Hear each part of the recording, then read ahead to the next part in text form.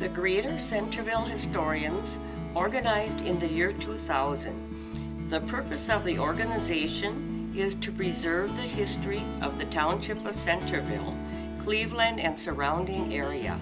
Gerald O'Neill, Charlie Bauer, Richard Wiegand, and myself, Kathleen Sixel, were the founding members. In 1831, the territory south of Green Bay was sold to the U.S. government by the Native Americans who had title to the land. The consideration was the promise of a reservation in another state. The Township of Centerville was established in 1850. The township had a village called Centerville. The reason for the hamlet's original name of Centerville was, in the days of the Indians, there was a trail along Lake Michigan between Manitowoc and Sheboygan.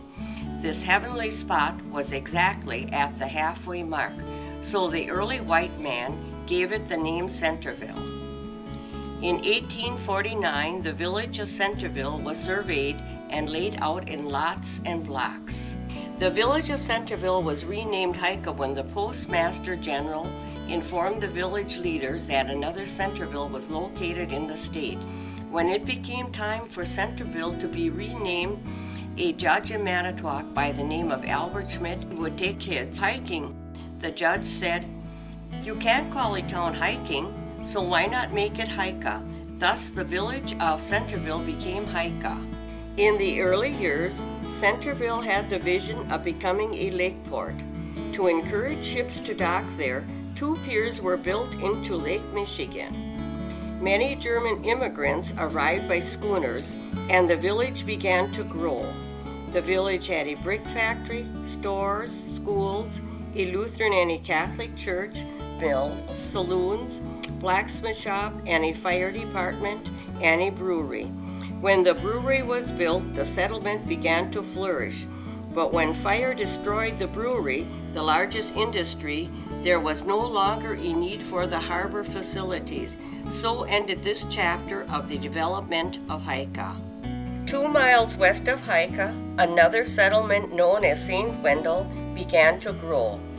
It had a Catholic church, a general store with a connected dance hall, and a post office was also located in the complex, a funeral parlor, and at one time a motel. With the clearing of the forest, tilling of the land began.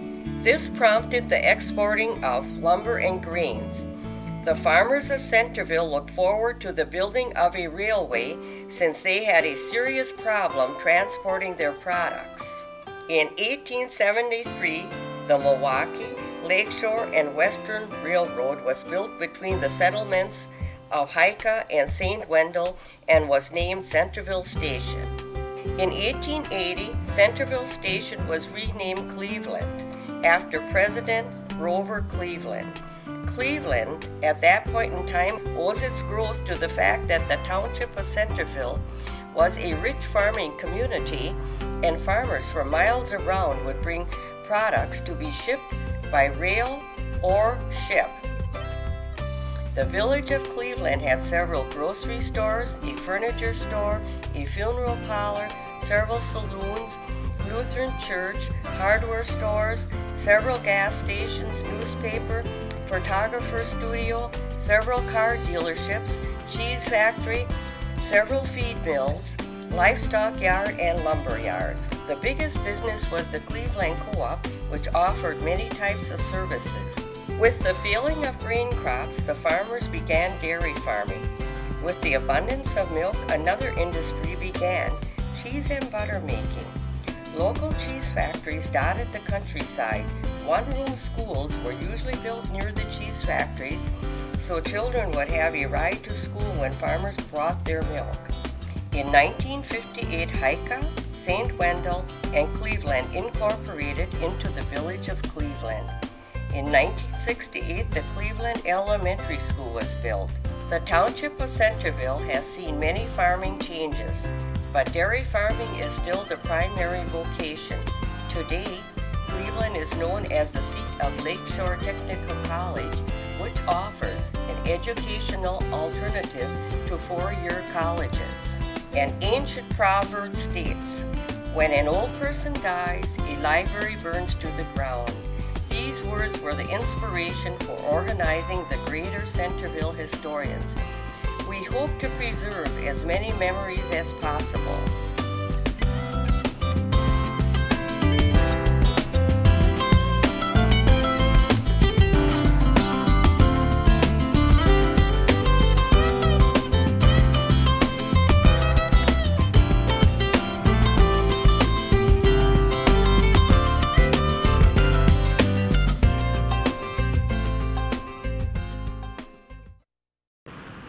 Greater Centerville Historians meeting at this building, which is the Cleveland Fire Department. We renovated it, and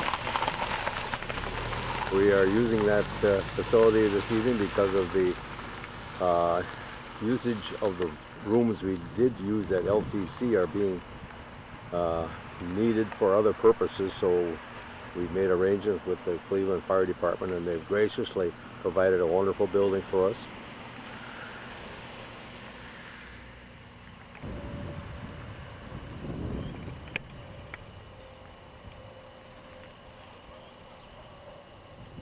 In the past, the Cleveland Fire Department used to be more of the downtown on Washington Avenue of the village of Cleveland, but they've now obtained this facility here, which has lots of room, and they've done a marvelous job with renovating it.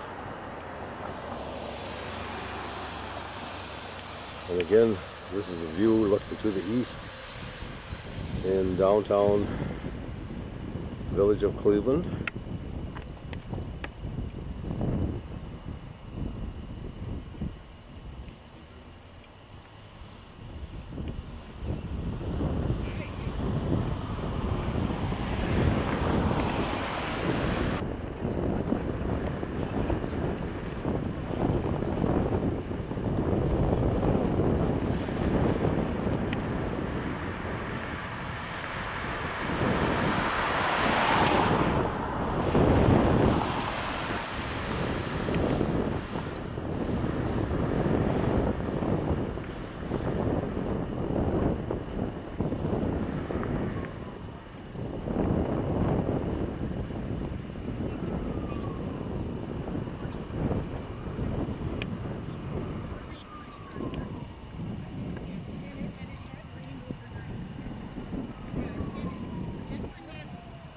So this evening we're having our Greater Centerville Historian meeting here. It's a Monday evening in April,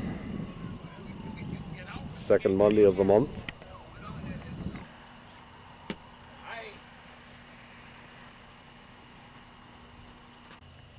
That's it, I think. But did this flagpole break off?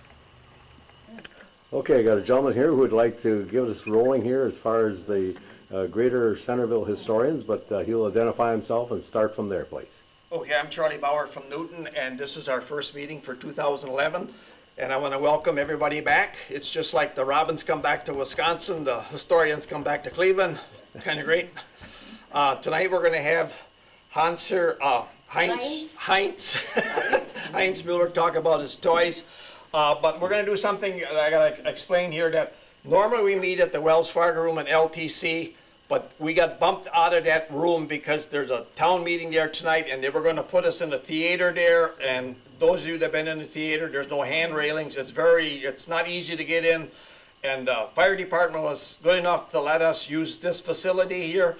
So our meeting tonight is here, and next month's meeting will be here because we got bumped out of the Wells Fargo room again. But after that, we will be back there, and there is no microphone in here. We do have a DVD projector and all that, which works out kind of nice. And fire department said we can use the building. And I got to do something that we never did at any other meeting before. I got a donation jar here. So I'm going to put that at the end down here. And they said they'll let us use the room here for the lights and heat for whatever money you guys put in the jar here tonight.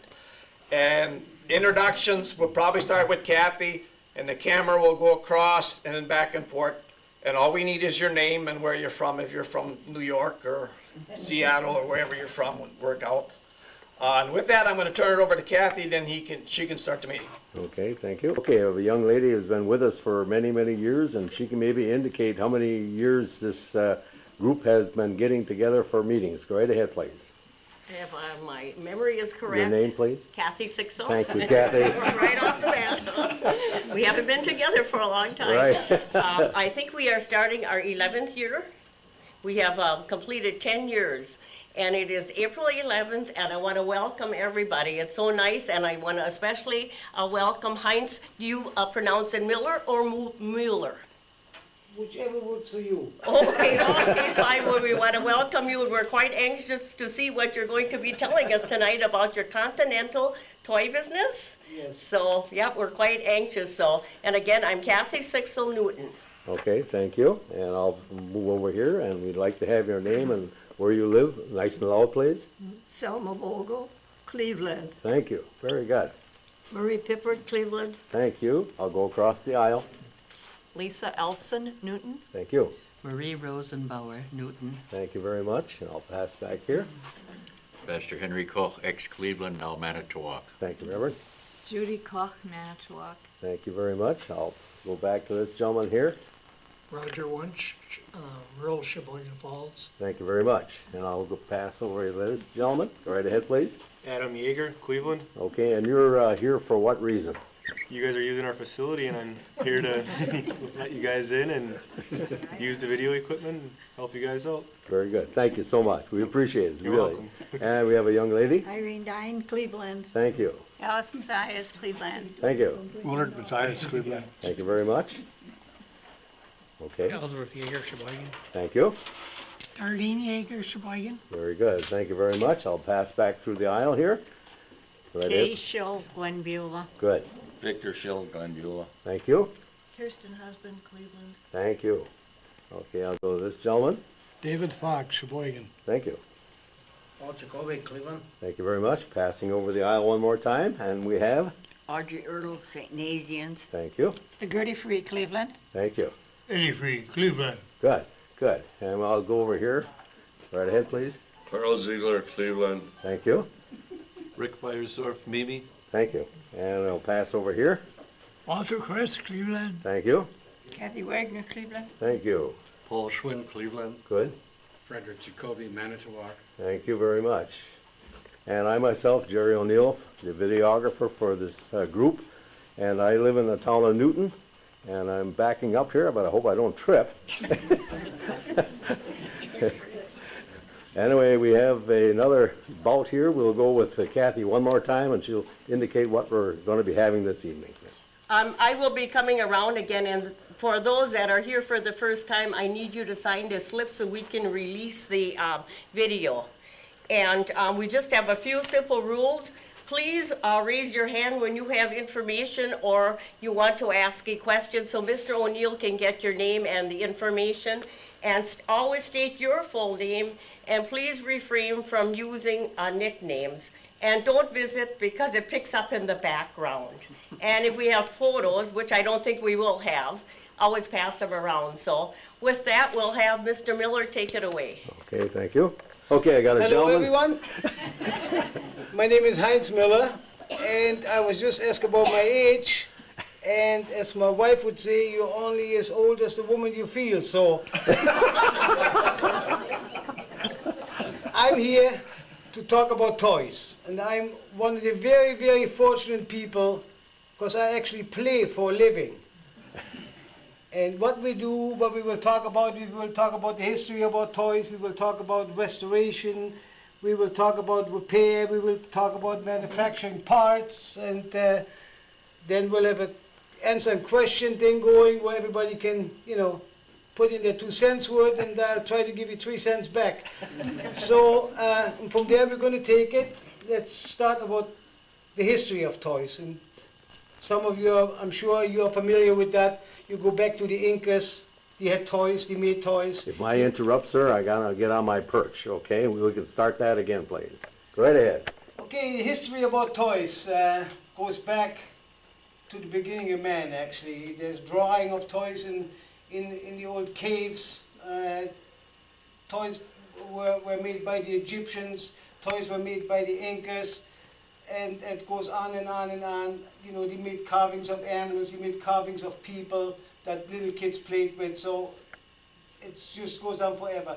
But the real toy industry actually started in about the 1830s, when there was like a semi-mass production, when, you know, when you would make more than one toy of each, where there's little shops that were working at homes, they were working out of little buildings, and they would, not compared to today, but mass produced, they made maybe 100 toys of each that they sold in their county, and you know, then it got bigger and bigger, people liked them, then they spread out, and then companies were born, and so you go mainly into the biggest toy industry that of the early days was Germany.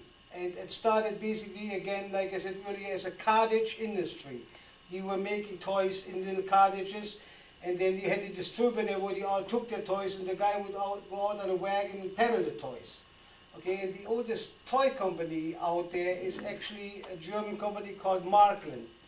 And they started really mass producing in about 1876, somewhere around there, give or take a year.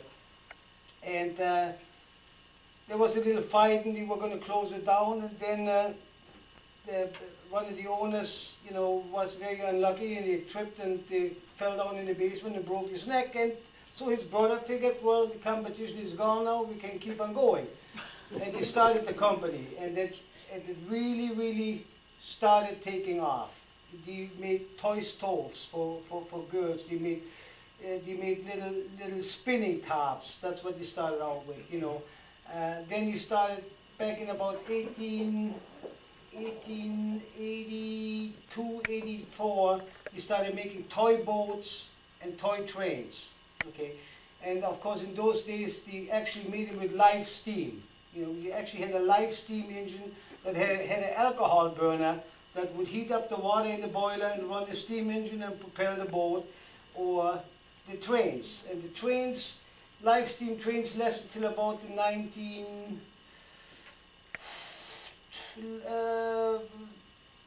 late teens, right after World War I, because it got pretty dangerous, because kids were pretty smart. They figured out that if you tighten the safety valve, that the train would go actually much, much faster.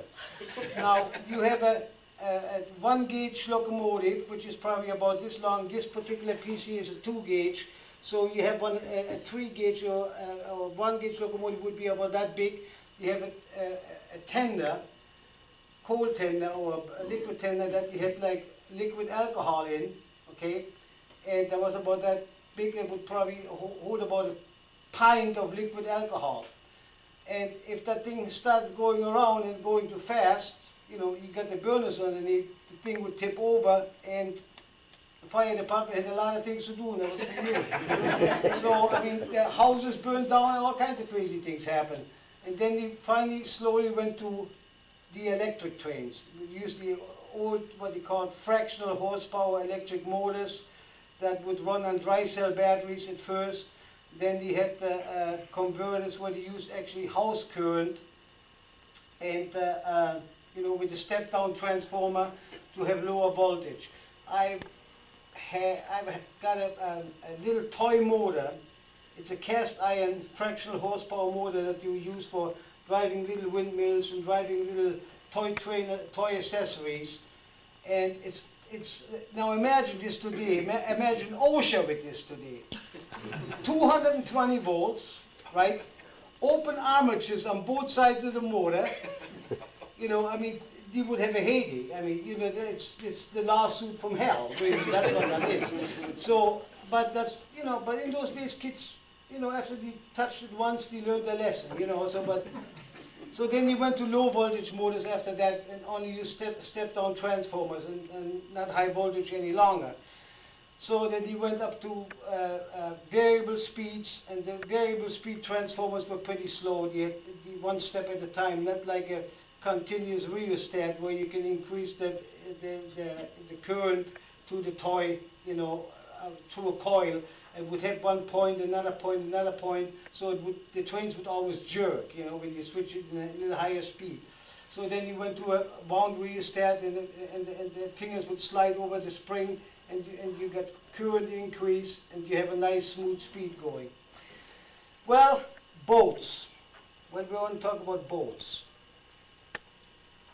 Markland again was the leader in the early toy boat industry.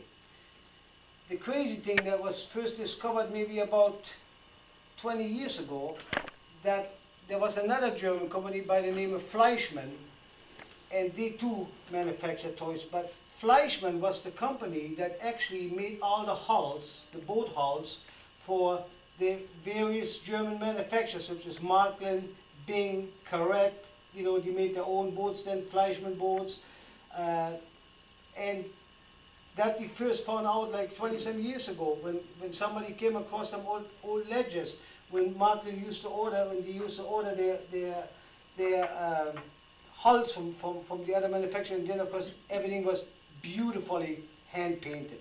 I mean, some of those things are just absolutely fantastic. And Forbes, from the Forbes 500, Malcolm Forbes, I knew personally actually quite well, was a toy boat collector. Also, he was as tight as a drum. I mean, he never wanted to spend any money. I mean, you know, he played games, but he was up against the master, so didn't do him any good. But his toy boat collection was auctioned off about 2 months ago by Sotheby's in New York. His sons, which I know, 2 of them, I know Steve and I know Bobby. Bobby kept collecting. Steve really didn't care about it because he was into politics. So, but he also collected toy soldiers, and he had the largest toy soldier collection in the world. I mean, it was unbelievable. That too is going to go on the chopping block one of these days. So, toy collectors are crazy. There is no rhyme or reason. And I think what you try to do is you try to get your childhood back. I think that was my problem. You know, when I grew up in Germany right after the war, and there was nothing. I mean, it was absolutely unbelievable. And then I remember I was 12 years old, shortly after my dad died, that all I wanted for Christmas was a little wind-up Caterpillar with a trailer about this big, okay? And it was only like 3 marks, which was at that time probably about 75 cents. So I didn't get that for Christmas, but I got a little electric train, battery operated, which was actually like 20 marks, much more expensive, but my Christmas was shot. Well, about 30 years ago, I went to a toy convention in Oklahoma City.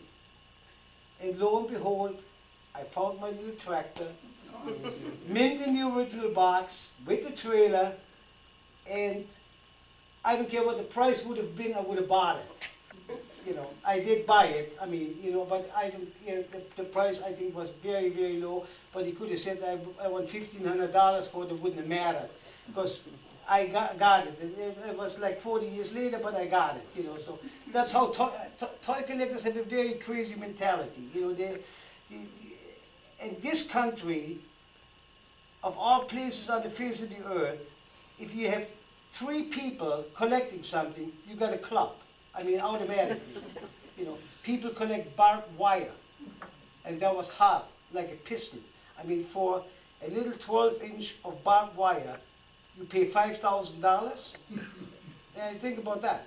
You know, for some of the old Markland boats, the big ones that they made like at the turn of the century, the 1910, and those are like 1 meter boats. They're like little bit over 3 feet.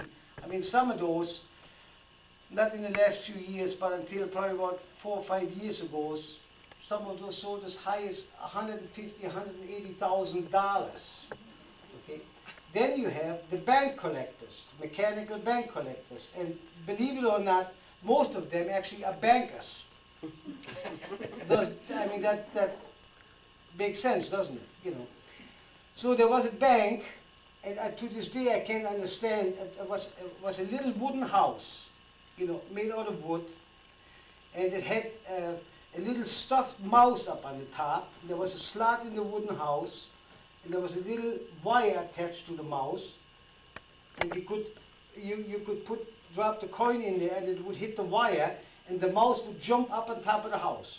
Now, I could make one of those, right, for probably about $25, $30. You know, wood is old, you use old wood, right? That thing sold for $486,000 plus a 10% buyer's premium. So that's what I mean, those are the crazy things that happen. And all you need is two guys that want it, and forget it, the sky's the limit. Now, there's a toy company, it's called KB Toys, and some of you might be familiar with it. And the gentleman that owned it actually just passed away last year by the name of Donald Kaufman. And he acquired, being in the toy business, one of the most fantastic collections of toys over his lifetime, you know. And that, of course, was sold through auction again. And he had 3 auctions a year for 2 years to get rid of all of this stuff. I mean, it was in the millions and millions of dollars. So that's the toys. Trains is the same thing, and I always like trains for the simple reason you have a train layout, you can build your own houses, you don't need planning permission, you don't need anybody to tell you what to do. You want to rip the bloody thing down, that's what you do, you build a new one, you know, you can do your tracks, and it's actually a very, very relaxing hobby to play with toy trains, you know.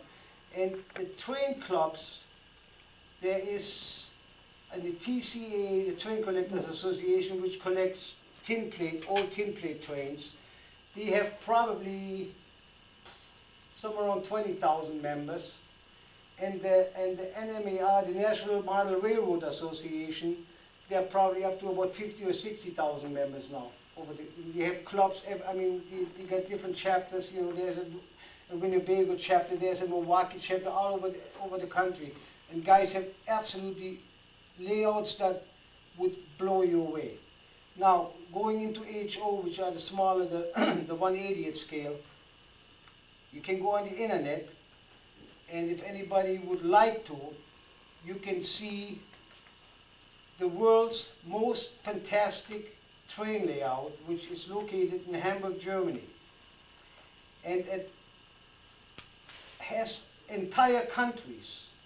It has Germany, it's got the United States, it's got Switzerland, it's got Norway. Just finished, the fall of last year, they just finished building an airport, okay, with the airplanes actually taken off, scale airplanes taken off, and everything is run by computer. They got like 80 computers running this layout. There's like, the figures, I think they got like close to to 500,000 little scale figures that are on the layout. I mean, they got like thousands of trains running.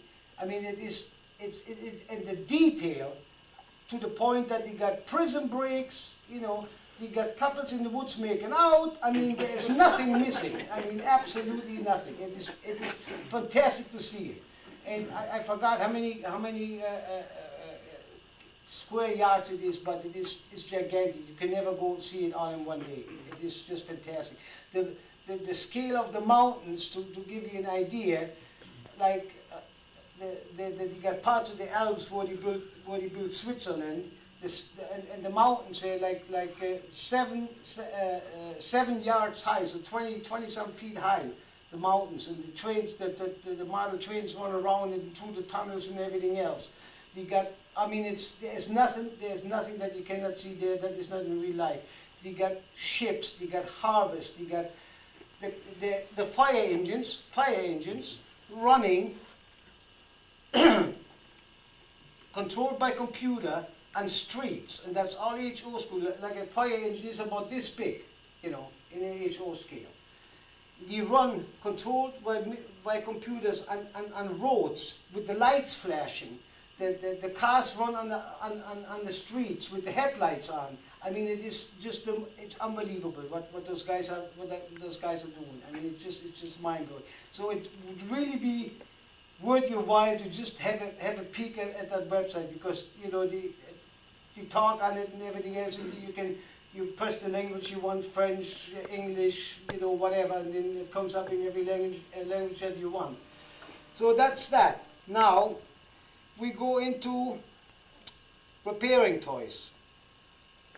That is a totally different ballgame. I brought a couple here, and just to give you an idea what we do. Now, this particular payloader kind of looked like this boat, and if you want to take a look at it, that is a job we have to do. We're actually in the process of restoring it. That's what it looks like. It's a total rust bucket. I call it the wreck of the Hesperus. And that's what it looks like on the inside. So by the time this gets done, this whole thing will be totally repainted. All gets blasted with glass beads, so all the rust comes out. Then it gets painted. It gets painted enamel on there. All the nickel pieces get replated in nickel. The rest of the superstructure, we make all the parts that are missing. They will all be remade. You know, like the cranes, the hoists, and the cannons, and everything else. And this is actually made by a company called Orkin, and it's called the Revenue Cutter. That was from the 1930s, you know, during Prohibition. So they had to make a toy about that too, you know, chasing the guys that were making the moonshine. You know, it's just logical, right? So that's what this is going to look like when it gets done. As far as we got, and this one here, the motor looked like the boat on the inside. This is a clockwork, or what you call a wind-up motor or clockwork motor. And it's got like a half-inch spring in it. And that's what ends up driving the boat when it gets done. And I mean, it runs for quite some time. And the prop on the back, of course, acts as the governor. So I mean, now it runs really fast, but once you put it in the water, you know, because of the water and the prop, it slows down. But those run for probably about 10, 12 minutes, you know. So kids used to take little boats, you know, and you play with them on the water, so they end up sinking, and that's why a lot of them don't survive. You know, they run them in a creek or in a pond, and they're gone. You know, or they take them, or they get them in a river or something, and then they dump the water out, but the water and the moisture's in there, and then you end up like this on the inside. You rust. You know. Now this particular one was made by Lionel, and that is missing the drivers, windshield, the trim pieces. There's no more clockwork motor in here, so that has to be put back in again. Once we get all of the parts together, then it gets totally stripped down, it gets totally repainted, you know. Goes back on the Lionel stand, which we make, and you know, then you put it on your shelf. Go right ahead, please. I'm Kathy Sixel, and you manufacture all the parts then, or make the parts that you're going to replace, or do you have a source? No, we make the parts. You make up the parts. Yeah, we do die casting, plastic injection molding.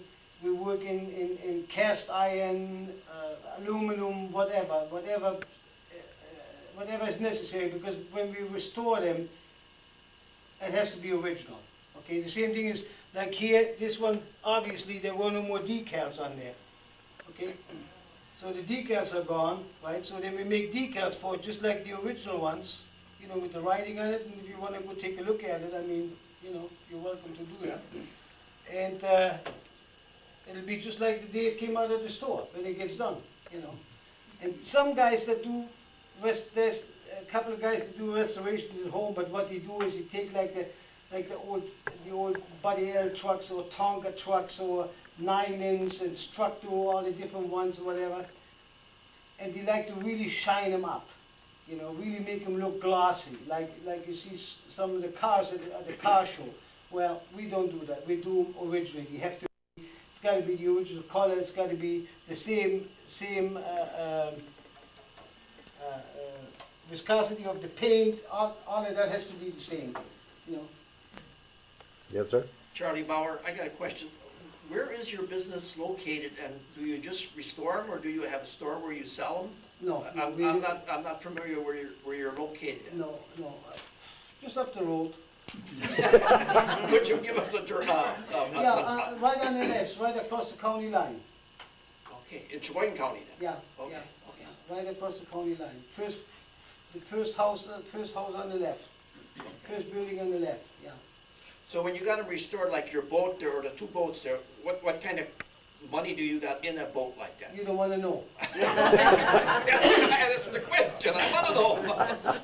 Well, it depends what it, okay, let's say you have all the parts and the boat looks like that. You don't have to make any parts. Okay. You're probably looking at about $600-700 to restore it. Okay. And then, of course, if you have to make the parts, then it's a totally different ball game. You know, it's a totally different ball game. And basically, the rule of thumb that we use, if you collect toys, what you want to do is, hi, Pastor Paul.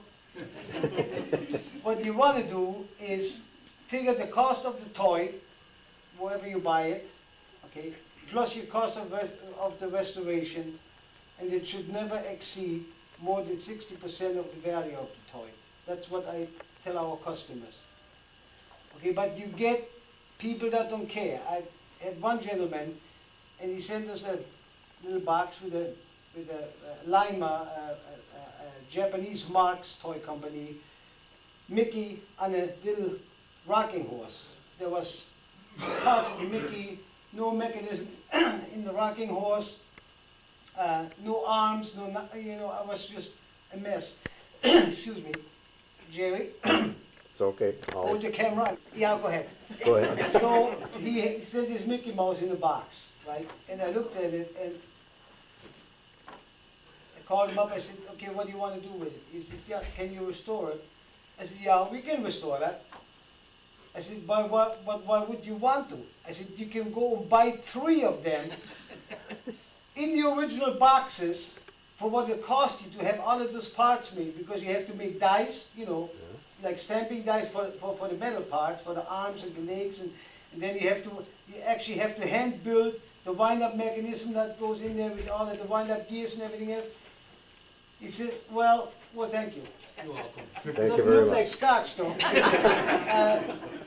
So I said, why would you want to do that? He says, I don't care how much it costs. That was mine when I was a kid, and I want the same one back. So what are you going to do, right? You give him what you want. But basically, that's the rule of thumb that you want to go by. The cost of the toy plus the cost of restoration should never exceed more than 60% of the value of the toy. You know, because basically what I tell you is, okay, if it would be mine, would I do it? And I say that often, very often. You know, somebody comes in with something like, let's say like this. It's a complete boat. You know, it's got a couple of scuff marks on it. You know, but overall, it's a pretty clean piece. You know. I said, well, if it would be mine, I wouldn't restore it. Actually, I would probably just clean it up. You know, just clean it up, polish it out, clear coat it, and then leave it alone. Well, if you want to restore it, we restore it. But you know, I said, if it would be mine, I wouldn't do it. You know, once in a while I listen, I got to be honest. You know, somebody says, yeah, maybe you're right. You know, I said, well, because it's got character. You know, it doesn't have to look like a brand new one. If it looks like this, you don't have a choice. Okay? But if it is a half-ish, decent-looking piece, like a lot of the cast iron, which was so popular during the 20s, actually teens, 20s, and 30s, you know, my philosophy is if it's got 80% paint on it, leave it alone. Don't mess with it. You know, I don't care if there's some chips on there or whatever. As long as if there's nothing broken on it, the toy is complete. You don't want to mess with it. You know, it gives it character, because hey, bloody thing was made 100 years ago. You know, so. But that's basically the way we look at that. You know. So now we give everybody a chance to have a few questions, because Pastor Koch is having a nap over there, and I don't want to have any So if anybody's got any question, and then we keep going, go ahead. Okay. Okay, go right ahead, please. Kathy Sixel, where do you find toys like this? Where do you buy them from? All over the world. Oh, you go all over and you travel then? Yeah. Oh, yeah. Most like toy shows? Yeah, well, basically the only ones I do is the ones in the U.S. and some of the Western European ones that I go to, you know. But we our business is, I mean, we do 40% of our restoration business is done in the U.S. Okay, 60% of it is done overseas. Okay, from Russia to Japan, New Zealand, Australia, all of Western Europe, all of South America. I mean, you name it. You know, we get them from everywhere. You know, so and a lot of those are actually some of the Japanese toys, and the Japanese did fabulous work at some of the toys that we did in the 50s and 60s. You know, I mean, they built like the DC-10 4-propeller airplane, 24-inch wingspan, battery operated. Okay, you switch it on, it sits there, the 2 inboard engines start kicking in. Now this is all mechanical, battery operated, from 1960s, 58, 60, 61. Okay, then the 2 inboards kick in, then the 2 outboards kick in. Okay, then the beacon starts blinking and it starts rolling around. Then it stops, outboard switch off, inboard switch off, the door opens up and the stewardess comes out. You know, I mean, they did fantastic work, like some of the robots that they make, you know, the toy robots. And 99% of the expensive toy robots were made in Japan. And the lithography that they have on there is mind-boggling. It's absolutely unbelievable. But the funny thing is, this is just brilliant. You go back, like when you started first making toys over there after World War II, back in 48, 49, when the first stuff came out of Japan. And I remember when I was a kid, you know, going to Walgreens and stuff like that, and oh, that stuff is made in Japan, and you know, nobody wanted to buy it, you didn't even want to look at it, you know. So, but the thing is, when you repair them and you take them apart, and you open them up, and the tin is stamped on the inside, Libby's Peace, or Miller Beer, or, you know, they did not waste anything. They used the tin and they rolled it out and straightened it out and made all of the toys out of it, you know, until it got to the point where the production became so high that they actually bought rolled steel, you know, to make it out of it. You know, I mean, but it's fantastic. I was always going to do like a little article when I used to write for some of the antique magazines. And I was just going to do an article on all of the different cans I found, you know. I mean, it's just, it's unbelievable, you know, soup cans, beer cans, peanut cans. I mean, they made it out of whatever they had, you know. So, and they made, actually that's basically what brought the economy back after World War II. I mean, and people don't think about it, okay. We bombed the heck out of them. We bombed the heck out of the Germans, even though I'm a German. I say we did, and we did, right? But the crazy thing about it is, and some of you, most of you actually will remember the 70s, okay? When everybody was not very happy how great the Germans were doing in the economy and how fantastic the Japanese were doing. Now think about it this way. Your country, okay? Your country gets bombed out, okay? So there we come, the nice Americans that we are, we go and rebuild you, you know, all new equipment from the 50s, right? Our machines here were sealed from the teens, right? So, I mean, then, it doesn't stop there, we prohibit you from having a military. What is the biggest drain on the budget? It's a military, right? It gets better. Then we rent bases from you, right, and pay you lots of rent, and send tens of thousands and hundreds of thousands of our GIs over there to spend their money. I mean, who the heck would want to go and have an army again? Who would, I mean, why? You know, I mean, and that is actually the reason why the economies recovered so quickly and so strongly after World War II. And the same thing happened basically after World War I, you know. The toy industry is basically what brought back to life, brought the revenues in, because that's the only thing they could make. You know, they made some pottery, the Japanese made some pottery, you know, after World War II, and after World War after World War II, but the Germans made pottery, but mostly toys. That's all they made after both World War I and World War II, you know. So that's why they went up there. That's where the money went, you know. And We never got paid back for that, did we? So. But I'm here, part of it, so anyway. Okay, anybody's got any questions? Yes, Sure. just 1 minute. Go right ahead, please. Lisa Elfson, what types of toys do you mainly collect, and how many do you have? I mean, are you just boats and trains, or do you have other kinds of things? As Pastor Koch would say, I have more toys than God. Okay. No, I basically, I mean, there's nothing I don't like. Okay. There's nothing I don't collect, and there's nothing, I mean, there's not one particular genre that I don't own something of.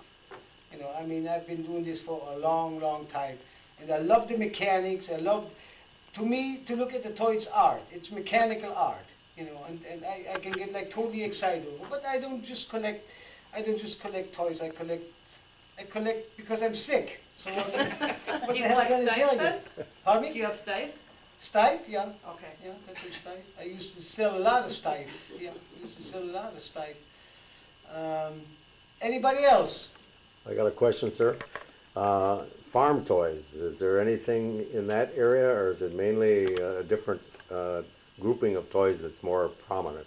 No, farm toys as well. Farm toys, you go out west, it's very collectible. I mean, there's guys that have 20,000 tractors, believe it or not. You know, every variation, every color variation, you know, they come in different sizes, like boats and other toys were made in different sizes, you know, like, for instance, the largest toy manufacturer in this country was Louis Marx. And if you can imagine, you all are familiar with Herbie. Fantastic guy, I love the guy, by the way. Louis Marx employed 8,000 people in the United States making toys. He employed almost 3,000 in Swansea, which is part of the United Kingdom, of the northwestern part of England.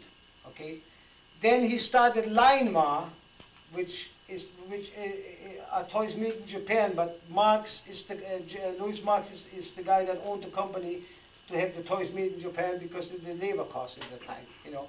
So, I mean, it is unbelievable if you imagine that many people do nothing but making toys, you know. And this bestseller actually came out in the 1928, I believe, just before the bottom fell out of the market, was the Amos and Andy taxi. And I don't know, you are familiar with Amos and Andy? I think most of you are. And they sold in 1 year, and that thing was $1. They sold over 1 million in 1 year of that particular toy.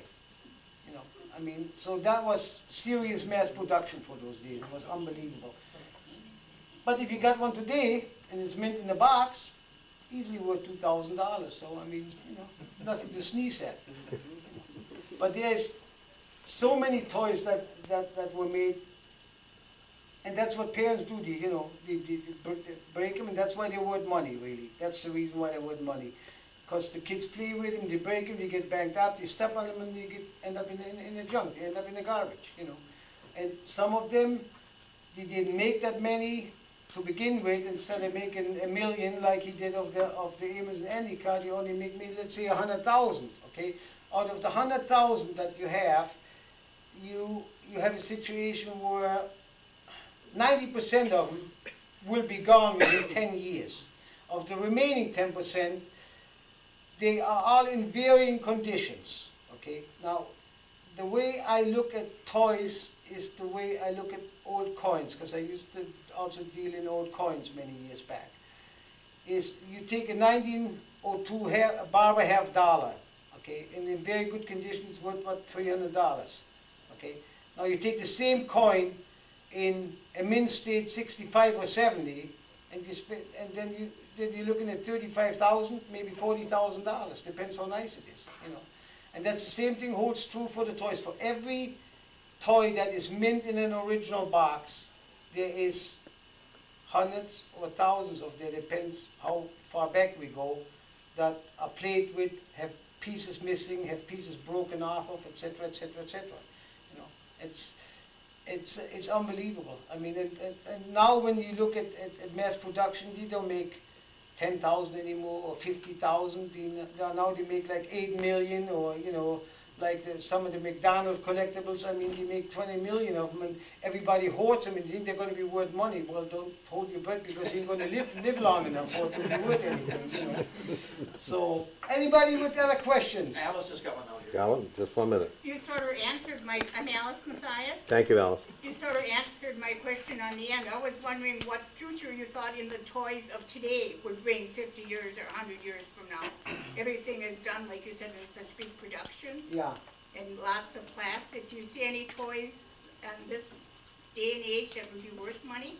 Well, there's some of them that they started, plastic ones that they started making back in '59, you know, like some of the early G.I. Joe dolls are collectible. But again, the whole thing is condition, okay? Condition is the key. You know, people watch the Antique Roadshow, they see somebody has a toy and, oh yeah, you know, I saw one in Antique Roadshow and that's worth like $15,000. Yeah, well, you know, that was mint in the original box. And yours, you know, it's one of 20,000, it's worth 200. So, I mean, if you're lucky, you get $200 for it, you know. It depends. Everything is, condition is the most important thing, like in everything else, you know. That's what it boils down to. The nicer it is, you know, toys are like women. The nicer they are, the better they look, you know. The more expensive they are. How is that? I was wondering how you're going to do that one. I did pretty good figuring my way out of things. I have another question, sir. You indicate that it takes a lot of different abilities to make these toys back to where they were, like tinsmith, electrician, and all that type of thing.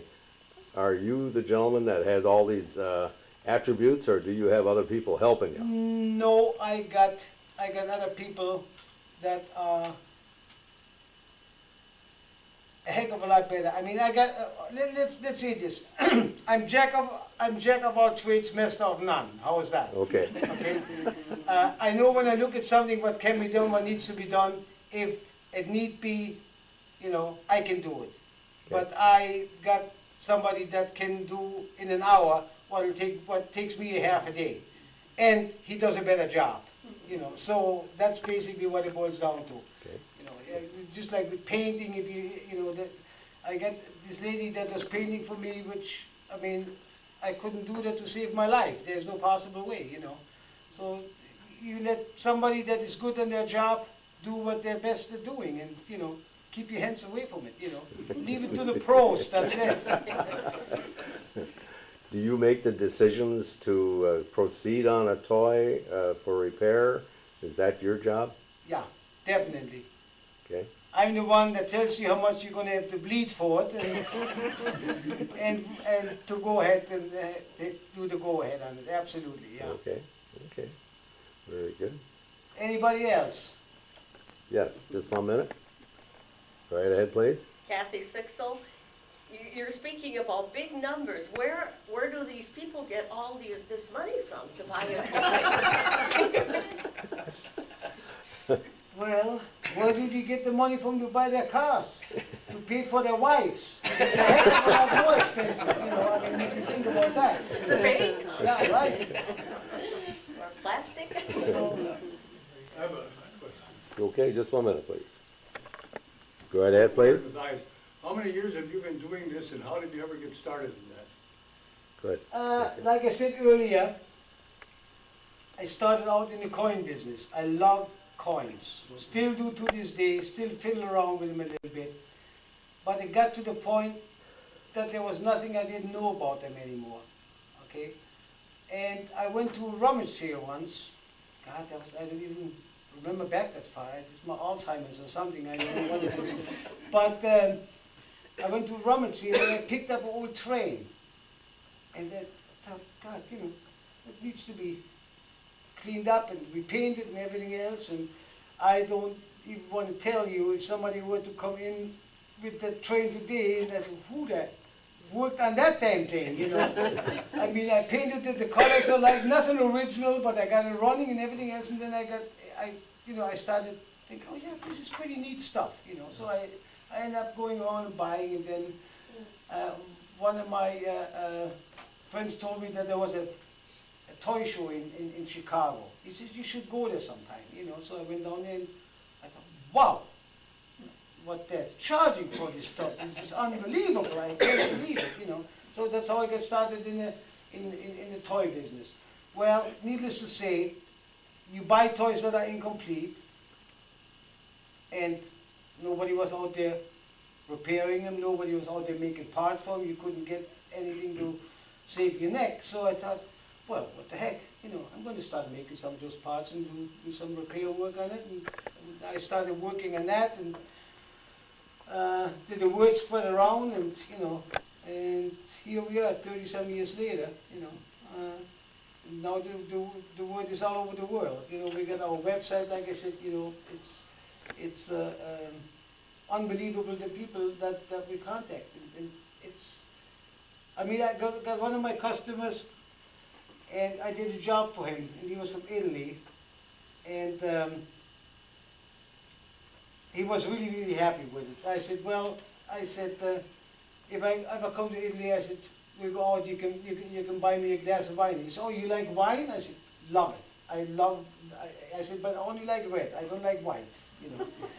So, but 2 weeks later, the FedEx man comes in with a case of assorted red wines that he sent me over from Italy. So you make friends. It's fascinating, you know. It's just a lot. It's a lot of fun, because if you got things in common, it is very, very easy to get along. You know, it is very, very easy to keep a conversation going. You don't get bored. You don't, you know, it's not like, you know, somebody wants to yak about something that you have absolutely no interest in. Because if it's toys, you know, and the other guy likes toys, you know, I mean, I can sit there for days and talk about it. And I can tell you stories and some of the things that happened and some of the things that got away from me and some of the things that I should have bought and which I didn't buy and you know, but what are you going to do? You can't win them all, and that's what it boils down to. Anybody else here? Question, people. Come on. There we go. Just 1 minute, please. Go right ahead, please. I'm Irene Dine. Thank you. What is the official name of your business? The official name of my business, I actually got two of them. They're both toy related, obviously. One of them is Continental Hobby, okay, and the other one is Classic Tin Toy Company. Oh, yeah. Thank you. Yeah, Continental Hobby, we buy and sell toys. Classic Tin Toy, we manufacture parts and do repair and restoration. I got a question for the audience. Have you ever heard of this gentleman before? Yeah. You have? Good, good. I was wondering about that. But again, with your business, did you start in a certain place in Cleveland and move to another location, or has it always been where you are? No, actually, I started in Sheboygan when I started collecting, when I was living in Sheboygan. And in 1979, I moved out to LS. Okay. So, and been out there ever since. Okay, wonderful. Yeah. It's almost 7:30 now, so I think we're going to take our 5-minute break. Can I have it? If you want to come up and look at them, can they take a look at your Oh, toy? absolutely. Absolutely. And those of you that are not familiar with the building, down the hallway here, on the right is the girls' bathroom, and the boys' bathroom is on this side. And we'll take about a 5-minute break, and then we'll start back with Mr. Mueller. Sounds good to me. Thank you very much so far. Thank you. Well, I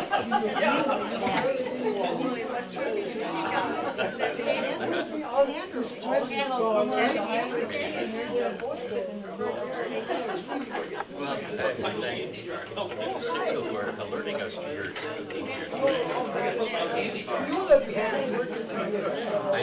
sometime I want to show you a toy ship, a clockwork motor that I got bought it for Lynn, my sponsor, and I'm still in. But thank you so much. I mean, otherwise, there's never been no cost to nobody here. Like I said, we are going back to the Wells Fargo room and LTC, but next month we're going to be here again. So if you got anybody else that wants to come to our meeting, just tell them it's at the new fire station, not the old fire station. And we're going to start back with Lisa Elson here because she brought her little doll and she's going to tell you just a little bit about it. I like dolls. Okay, hold it. We got to have it quiet, please. Thank you. Go I'm ahead. Lisa Elfson from Newton. I like dolls, except I don't have the paychecks that he has. I wish I didn't. I wish I had a bigger house for it.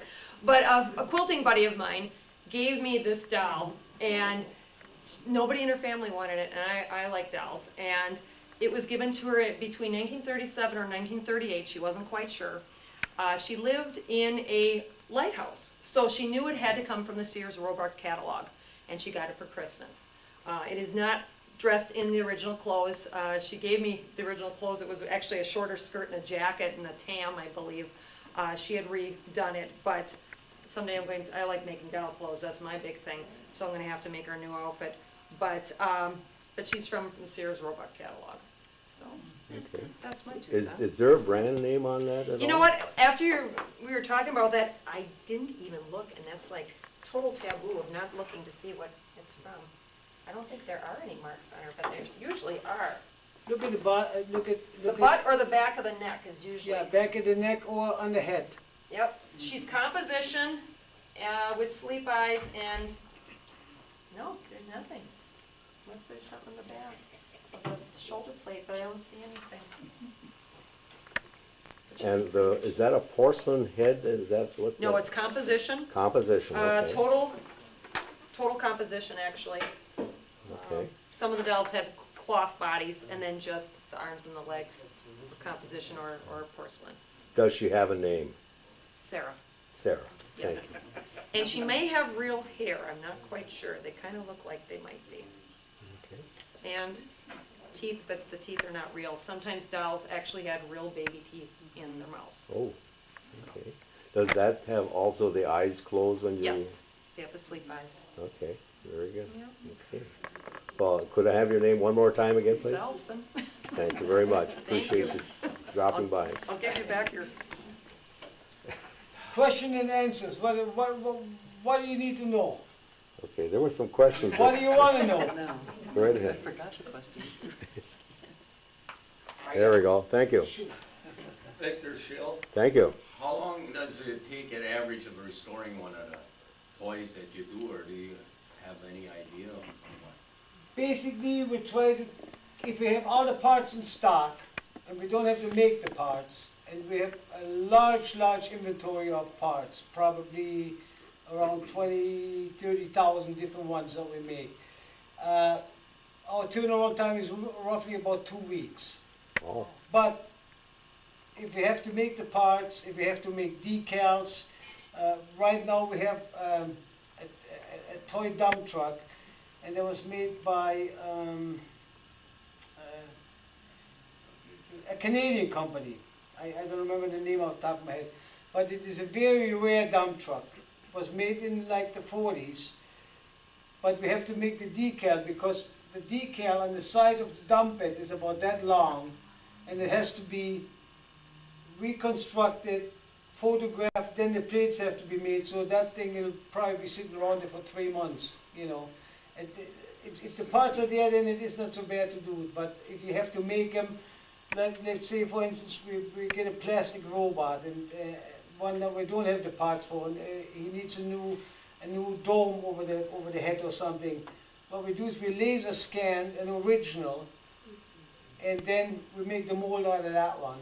And because when it gets done, I mean, I could sell you the reproduction part as an original, you would never really know the difference, you know, because it is absolutely perfect. But also, if we don't have a perfect piece to laser scan it from, of course the laser will pick up everything, you know, a little minute scratch that you can hardly see, a laser will pick it up. So you will have that in the copy as well, you know. So we always try to make sure that we have either in a lot of cases we have the toys in really nice condition that we can go and use our own toys to take the parts off of and laser scan them. In some cases, well, they don't, then it's, you know, going on Google. Charlie Bauer with a question. Now, I think you just answered some of my questions now, like on this tin locomotive here. I was wondering if that train came without any wheels, where did you get the size and all that from? But you said you laser scan an original part and then you make your die off of that. Right. Now, if you don't have it, yeah, what you do then, you have the full-size locomotive, okay, and you can scale down the wheels from there. You know, you can look at the picture, yeah, okay, take a picture of it, and then you scale down the wheels, and you know exactly by scaling it down how big the wheels have to be, and the gauge is easy to figure out because it's the width of the axle, so you can figure that out. Then of course, you know, then you got to make the cylinders, you got to make new burners. And when that is all done, you got to make a new coal tender for it, and you know, put all the trim back on again. You know, like this particular one is from about 1910. That thing is like 100 years old. But that is again, it's a live steam locomotive. It actually would run on real steam. It's got a boiler in it. You know, the boiler has to be rebuilt. It's got the water glass. It shows you how much water is in the boiler. You know. And here is the safety valve that the kids would fill with. You know, so I got another follow-up question. Now, on that locomotive, now, when that company first made that, yeah, did they have a blueprint that went to the manufacturing shop where they made that? Or? Yes, yes. They would have drawings. They would, in some cases like this one, they would take the outline from an original like this one. I think it's a King George, if I'm not mistaken. No, this is the Black Prince, which was actually a running locomotive in the UK back in the turn of the century, you know, and then it's got the brass plates on with the large drivers. This was basically a high-speed passenger locomotive, you know. So yeah, they would, and you go into later ones. I mean, the scale that you make those in, it's perfect. I mean, it's unbelievable. And now what they're using is like totally computerized controls for the locomotives, like for the gauge 1, for the O gauge or HO. You know, even in the N gauge, you can get a DCC decoder put in there. You know that you can control like a remote control airplane. You know, you can play with it. You can run 20 engines on the same track. Where the old electric ones, you could run 2 of them, one on overhead wiring like the old streetcars used to have, okay, and the other one picks up the power from both sides of the positive, negative from the rail, or maybe like in Lionel, where they used the center rail, and the 2 outside ones were the ground. So but today, I mean, this is an art, and then the repairs become a nightmare. It's like with the electronic stuff, you forget about it, you know, I mean, if either you can find a chip for it or you're done for. You know, there's nothing you can do. The thing won't run where you take the DCC unit out of there and then just run it on regular voltage. You can do that. You know, because the motor, as long as you get the pickups, it'll run. You know, that's not a problem. But other than that, it gets to be pretty hairy. Next. I got a question. I used to work for a place called Manitowoc Tool and Machine, and they had a particular machine there was used to be called a stereo lithography, and they would program it with a computer, and there would be a laser flying around driven by the computer information, and it would make 5,000 thickness layers to make something, and this laser would solidify the liquid. I don't know what the liquid was, but it was a plastic. You don't use that type of thing, do you? No, we do laser cutting. Okay. We do laser cutting and we do laser tracing. Okay. But what that would have been with the plastic, my guess is, I'm just shooting in the dark here, my guess is that they used the laser, it created the heat, yep, because you can set them down to thousands of a Right. millimeter if you want to, Right. and it just creates enough heat to fuse the plastic together. That's correct. You know, that is my guess. That's what you were doing. Right, right. Anybody else? You mentioned, oh, somebody else had a question? Yeah. Okay, just one second, I'll pan over there. Just one moment. Okay, go right ahead, please. I'm Alice Mathias. Thank you. I just got wondering, do you have an estimate of how many you restore or do every year? Like 50, or do you go 25, or roughly you're way above Oh that? no, we actually do hundreds of them. Hundreds of Yeah, them per hundreds year? of them, and we actually do quite a bit of work for the Smithsonian Institute as well. Oh. So, and they are pretty fussy. I remember when I flew down to Washington, to talk to them about it, and that is a place you guys need to go. Underneath the ground. Whatever you see above the ground, there is 50 times more below the ground. And I kid you not. I mean, it's like the catacombs in Rome. You get lost. You know. So we went through there. But we do other restoration too. We do musical clocks. We do music machines. You know, all kinds of crazy things. Not just toys. You know. But the fascinating thing is, they had so much stuff that you want us to do, that I think my great-grandchildren won't have it all done, you know. So they just wanted us to work for them. I said, okay. I said, but I'm going to keep my regular customer base, because if the administration changes, they might just cut me off. And all of my guys are gone, right? I don't take any chances with that. So I said, besides that, I said, you know, they could have probably bought like 20 semi-loads full of stuff over there. And I said, okay, if you want to do that, okay, you build me a building, you make sure it's climate controlled, you make sure you got the alarm system and the insurance, and then you can bring it out. Other than that, 4 crates at a time, that's all we want, you know, so that's where we're at, you know. So about 50% of the work we do for them, you know, but it's, I mean, some of the old patent models that they have, you know, when people took out patents, and some of the workmanship would just absolutely blow you away. I mean, it is unbelievable. It's just unbelievable, you know. Next. I got a question.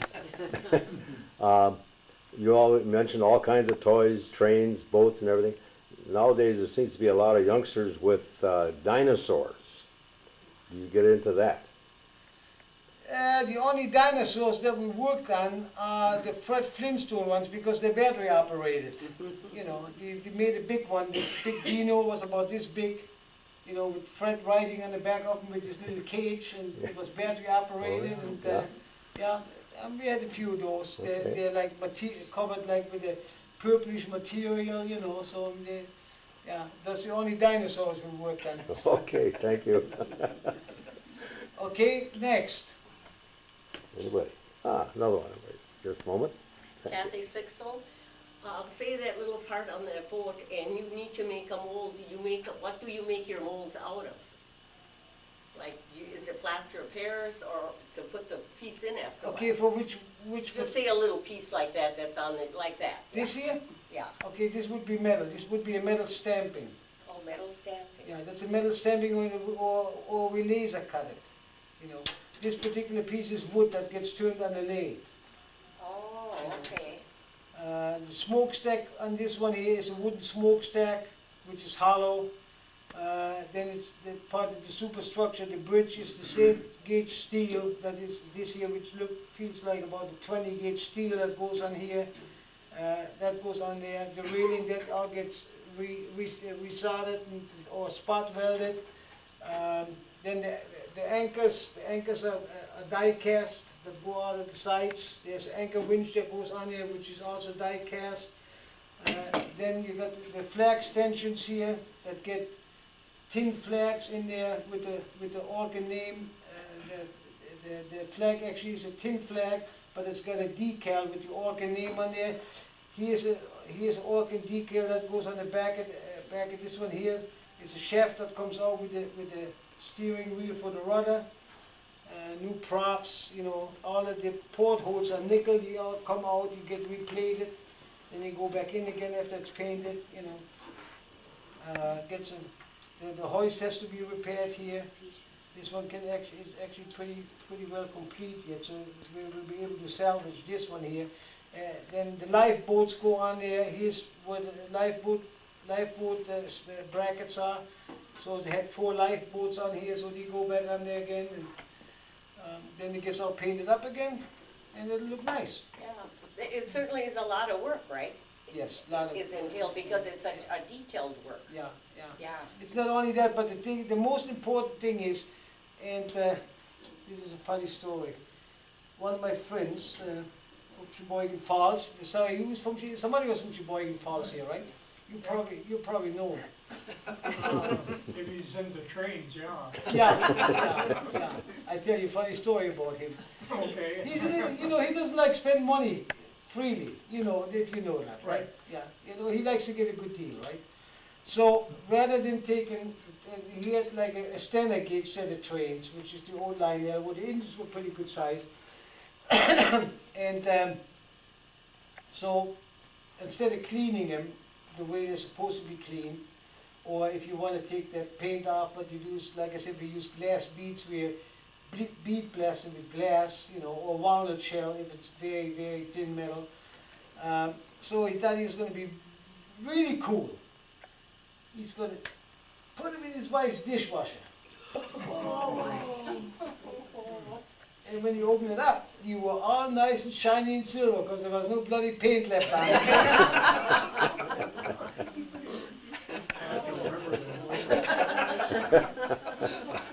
Yeah. Okay, anybody else?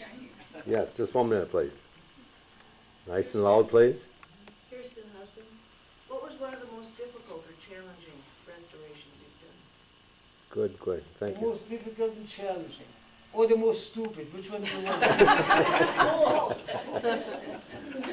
Okay. Had a job to custom build some motors, wind-up motors. And after fiddling around, I figured out a way of how I'm going to do it. So, cut all the pieces, drilled all the holes, got all of the gears, got everything ready. And we had to make 20 of those, So I thought, well, as I'm drilling the holes, I might as well do them all right away, right? So I did them all, right? We put the first motor together, wound it up, and it ran like a top. The only thing, it ran in the wrong direction. So I had to start from scratch because I had to reverse everything the other way around. So that, yeah, it was not difficult. It was time consuming. You got to pay attention. And once in a while, oh yeah, this is a funny one. This guy has this robot. Wants it repaired. And I had one of my guys working on it. And he was working on it for 3 days, and he says, Heinz, I'm going to drop kick the damn thing. He says, I put it together, I try it, the motor, everything runs, and it works, and it walks, and it does everything, and the guns fire. He says, the minute I put the damn thing together, it doesn't work, It just goes, moves, and then it stops, So I said, let me go take a look at it. So I looked at it, and I I thought, man, he's right, it's working fine, I said, what the heck is the problem, It's working fine. Well, in the battery box, there's a little piece of printed paper that shows the direction that the batteries go in, like you see, with the positive pointing in one direction, negative in the other. Okay, that was factory installed, right? However, that must have been a Monday morning like it is in Detroit because they put the paper in the wrong way. So, and those were DC motors, so of course they reversed directions by switching the polarity of the motor.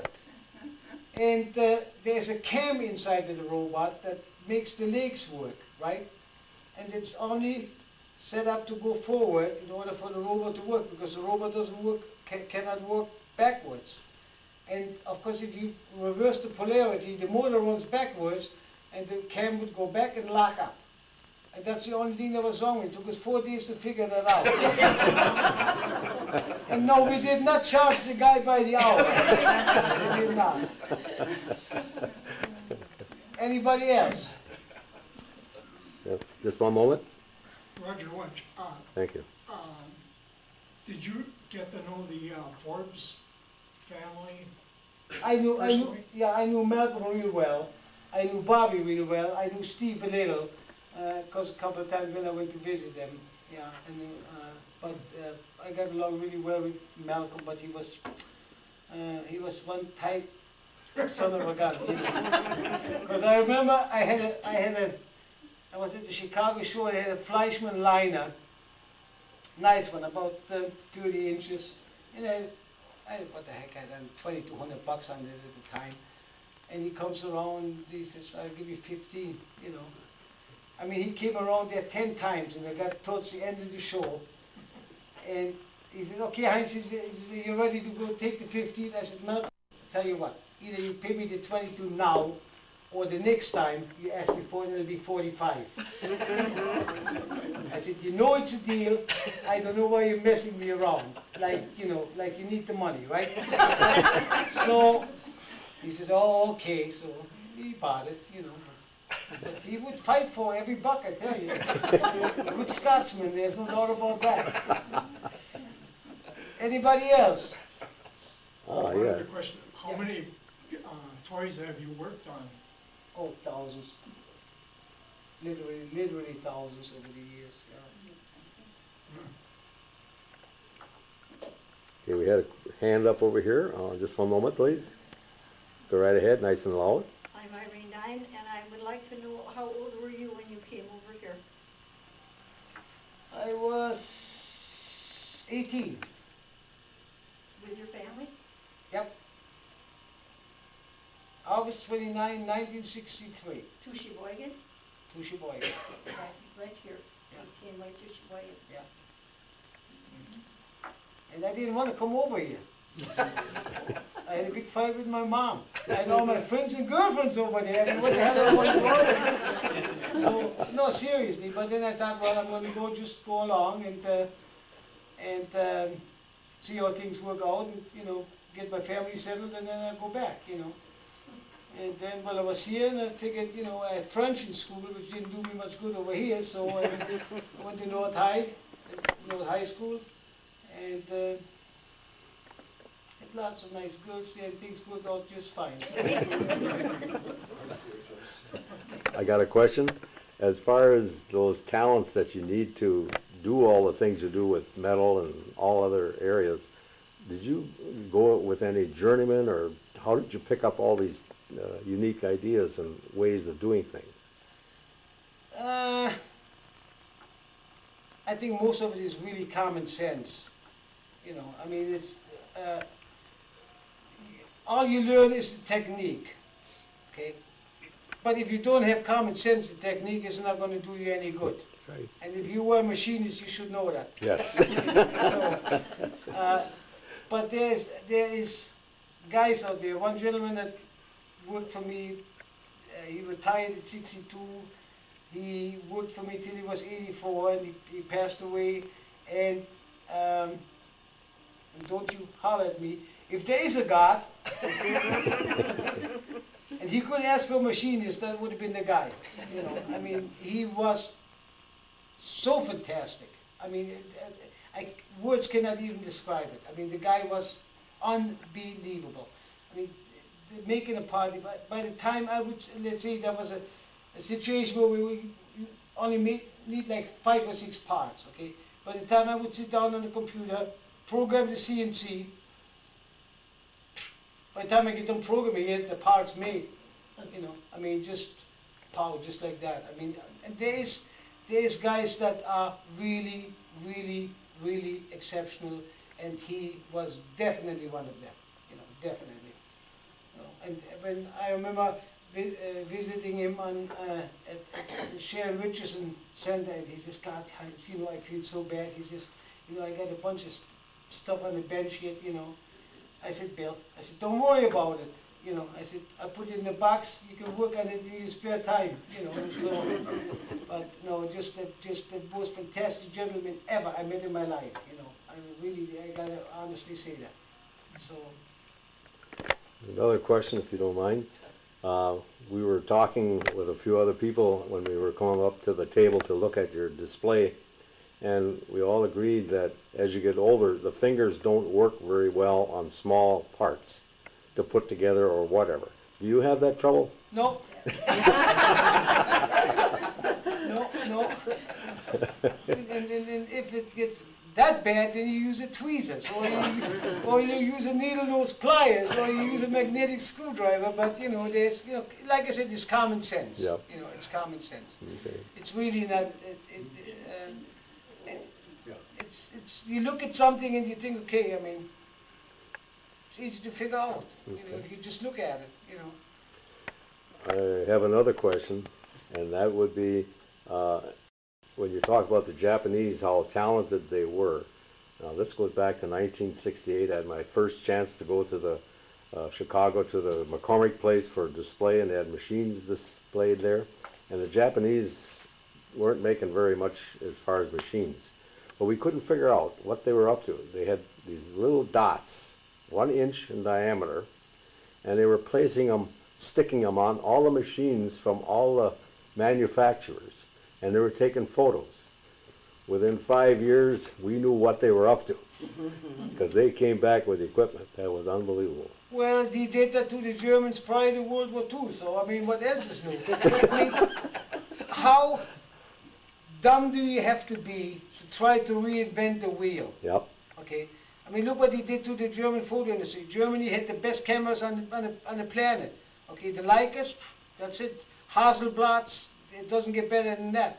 I mean, they just took them and made them better.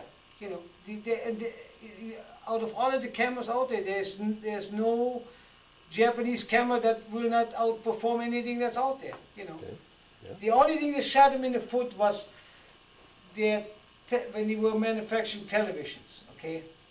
This is actually, somebody got the best of them. The Chinese actually did. Because they had this big manufacturing line. I think it was Sony, if my memory serves me correctly.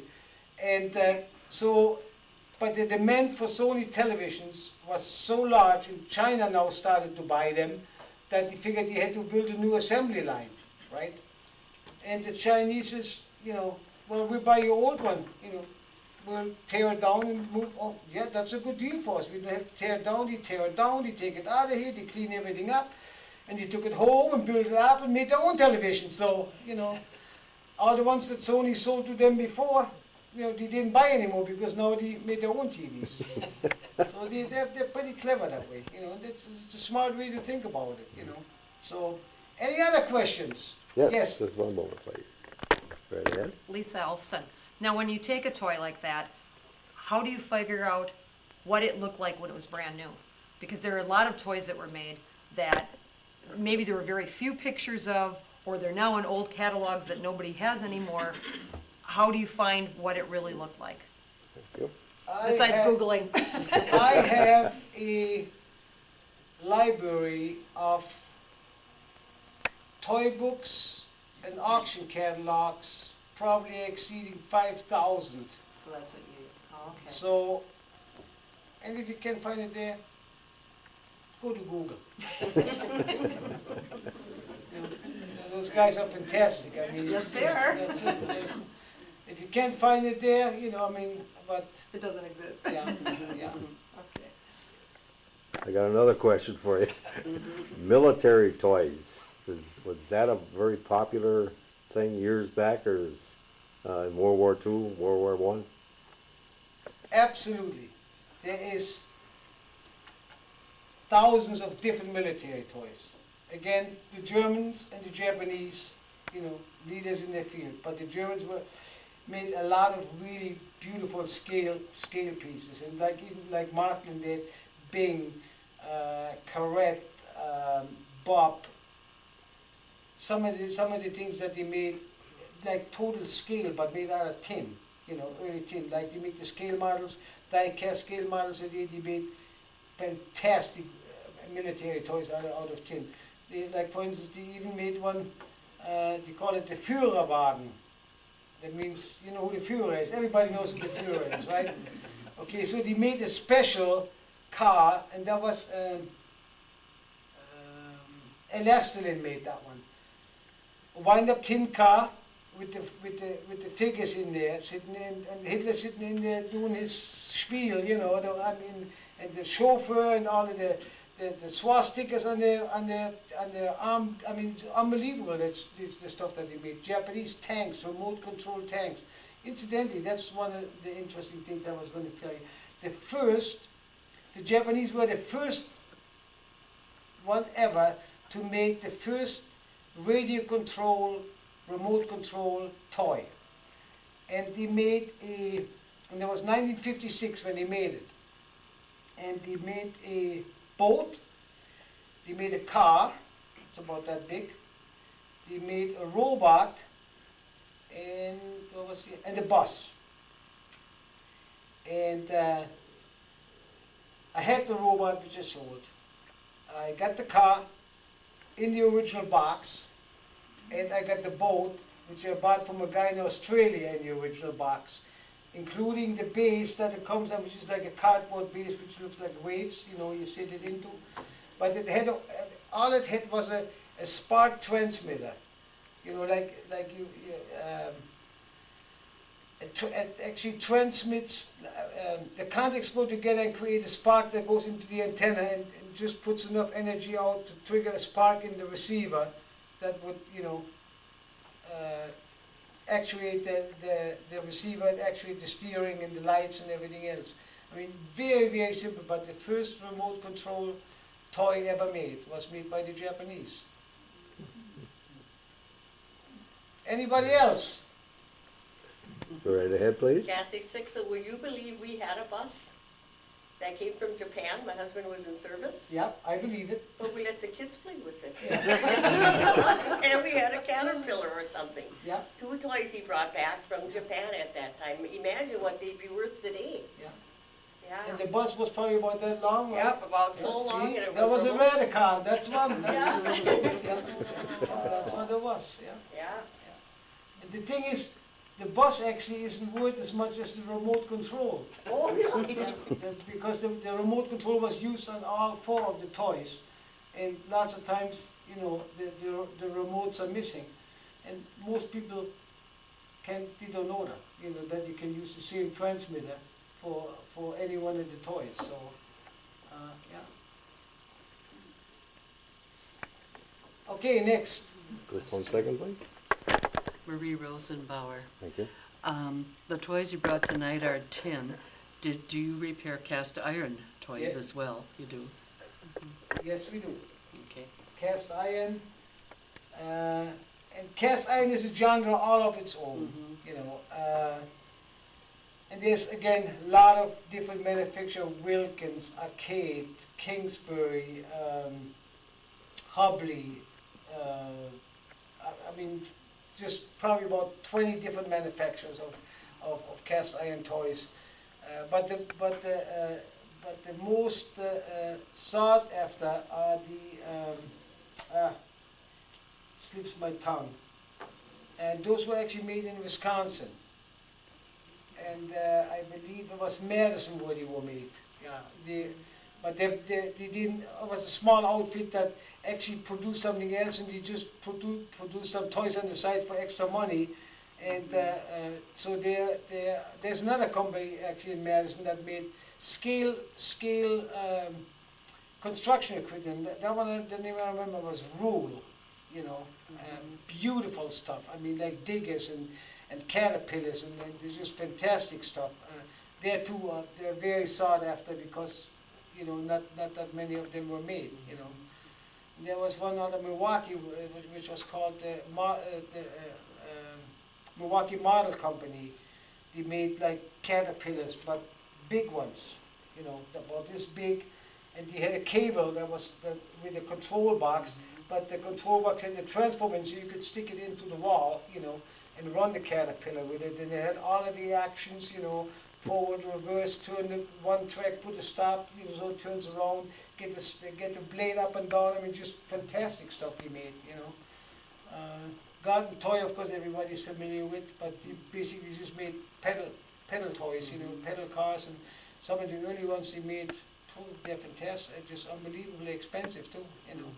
So Next. Okay, got a question. Musical toys, say like a little player, we'll say pianos or things like that. Do you get involved with that? Yep. It's a toy. It's a toy. That is a very interesting, different part of the toy industry. A lot of ladies like to buy them, like you, for their doll houses. You know, anything that is the size. They had lots of wind-up music boxes. You know, most of the early ones the works were made by Rouge, which was a Swiss company that they made the miniature cylinder ones and the regular key wind-up ones. Then, of course, the Japanese started making them, you know, mass producing them. But a lot of toys were made with music boxes where you turn them up and you get the doll spinning around, or the Christmas tree spinning around, or you know, trains going around, and you know, I mean, there's no end to it. Just again, thousands of different things are available as far as music boxes are concerned. But if you want to go into the old ones, then it's a totally different ballgame. You know, you got the player pianos, you got orchestrions, you got disc machines, you got like the Reginas with the big disc, you got the uprights ones with the big disc like that play several instruments, you know. But those are, you know, serious money. So, anybody else? Just 1 second, please. Good. Your name, please? Adam Yeager.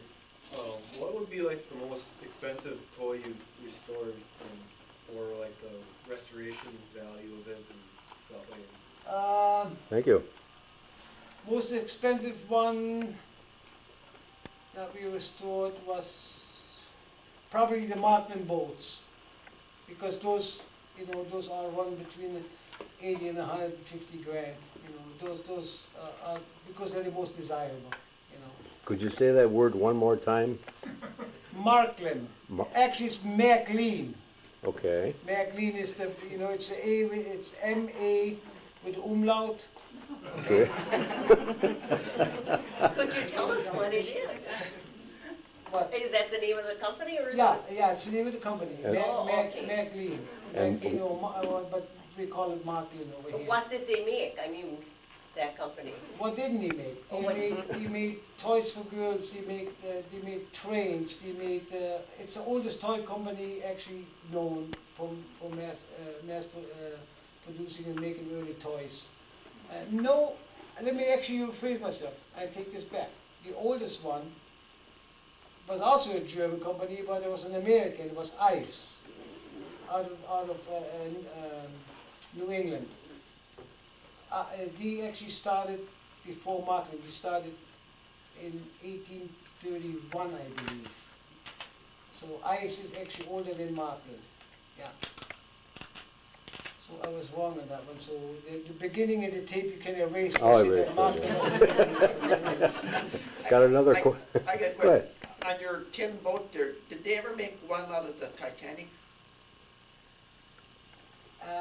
You can get Titanic models, but I don't know of any toy manufacturer that ever made them. I remember being in the UK and going to the Greenwich Museum in England, and because I was actually building a model of the Victory, which was Lord Nelson's flagship in the Battle of Trafalgar. So I went to the Greenwich Museum, Naval Museum, and where they have the most fantastic, beautiful models, you know. And I was walking around with my friend, and one of the guys came up. I said, I looked all over the place, but you don't have a model here of the Titanic or of the Hood. And he says, son, them two boats we don't talk about in here. So then I went down to Bright. I mean to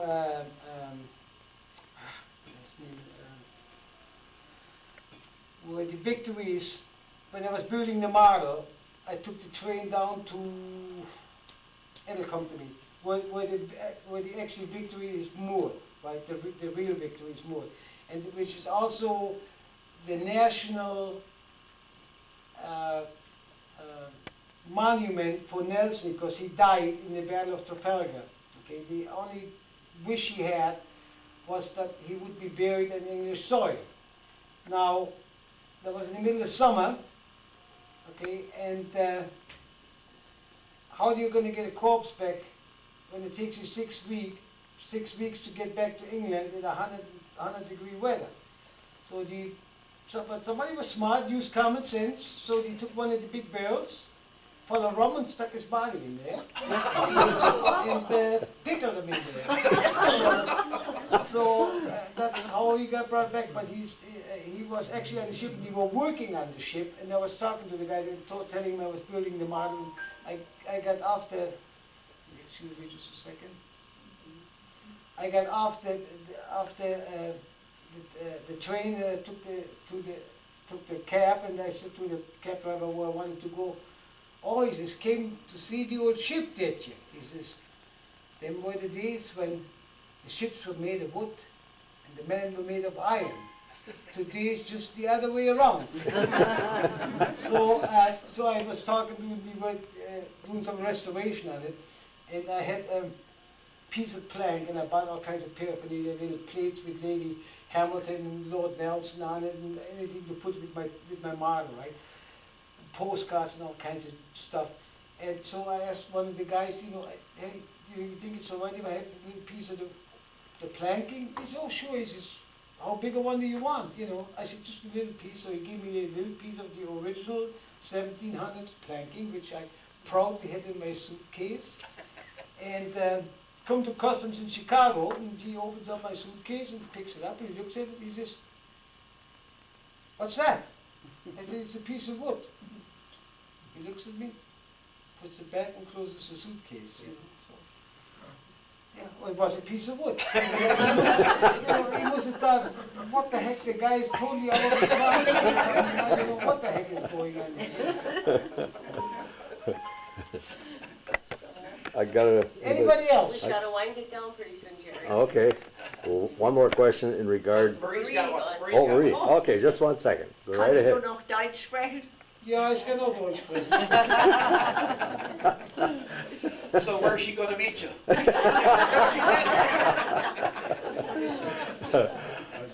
In the old days, when I went to the old Prangy store in Sheboygan, there was these Western pistols that they made years ago, Roy Rogers and Gene Autry type things, all decorated, pearl handles. I loved them. Never got one. Do you do a restoration on that type of work once in a while? I got a lot of them. You want one? No.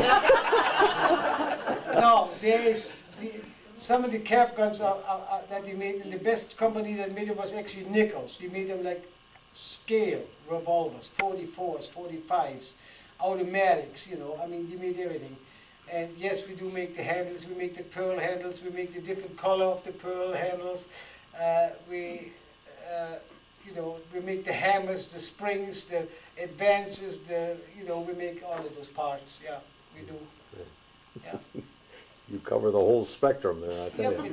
If it's a toy. Yeah, it's a toy. Thank you. Yes, anybody else got a question back there? Yeah. I think we ought to give this gentleman a nice big round of applause.